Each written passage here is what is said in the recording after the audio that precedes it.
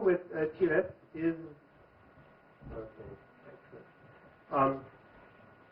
the problem with TLS renegotiation is that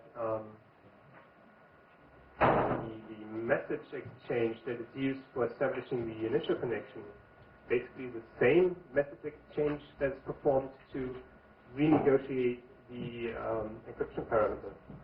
And during renegotiation, none of the original parameters are cryptographically bound to that renegotiation in any way, apart from using them to encrypt the renegotiation.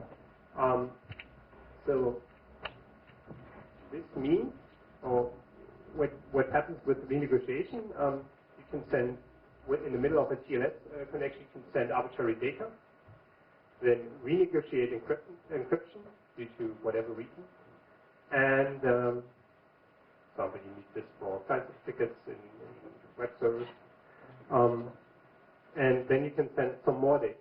And the server at the application protocol layer has no way of knowing that the renegotiation happened. So it will just concatenate what you sent before renegotiation and after renegotiation, and just treat those two messages or these two parts as one single request. And this can be attacked.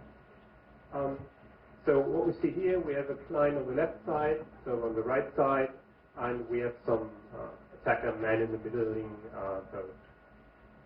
So what you see here is that the client tries to establish a TCP connection to the server, which is for now intercepted by the attacker. But the attacker knows this is going to be TLS. The attacker establishes a TCP connection of his own, performs the TLS handshake, and then sends his own prefix to the server. So what happens now is the client sends its own TLS, or starts its own TLS handshake. This is done by just sending it a TLS client header message. What the attacker does is just take that client header message that comes, encrypt it using these encryption parameters, and send it to the server. The server now sees, well, okay, there's a new client header message. It came over the encrypted channel. I'm going to renegotiate my encryption parameters. So it answers the handshake. The attacker just decrypts that message and sends it back to the client. These two, using the same method more or less, exchange some more messages needed for bookkeeping, and then client and server have established a secure TLS connection. This means from this point on, the attacker cannot see nor tamper with what's going on in it.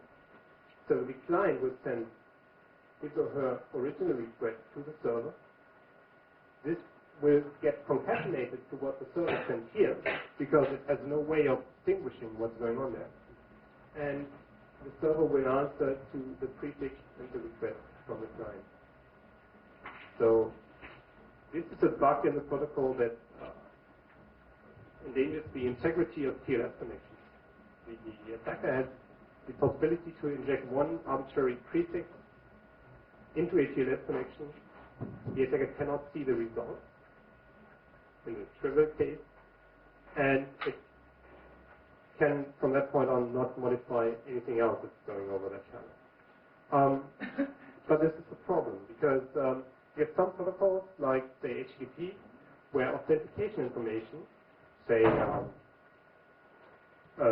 session cookies or HTTP basic auth headers, are sent after the actual request. So the attacker can specify some action, some request to an arbitrary URL on a vulnerable server as a prefix into the TLS connection.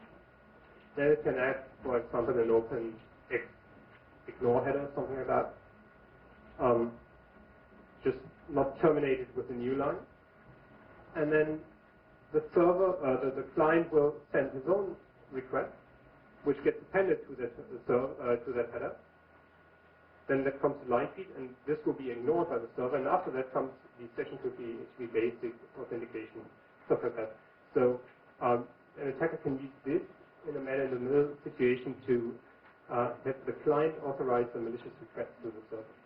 And what you can also do is, if you have a service on the vulnerable web server that allows the attacker to store data on there, or shuffle it out, for example, say a contact form that sends a copy of the message to the requester, you can prepare a post request to that contact form, pre-populate some of the fields, like the email address, to the attacker, and then just leave the content length so long that the original client request will get included in the post. So this will lead to a part of the original request from the client being sent by email to the server. So you have some more or less severe issues if you have the right application and the TLS implementation. So currently, I think there was a draft shortly after this vulnerability was made public, which is an extension for TLS to support secure renegotiation. The quick fix was to just disable renegotiation on every system, which doesn't work that well when you need to use TLS client certificate. But now there's standard specified, so hopefully software vendors will follow up and patch their TLS implementations to support that. On a company website, I've written a Python program, proof of concept code to trigger the vulnerability, inject whatever you want, play with your own devices, see what happens. And we also have links to the original advisories, to the standard, and I think also to a white paper by Thierry Zoller from Luxembourg, who did a very nice write-up for us.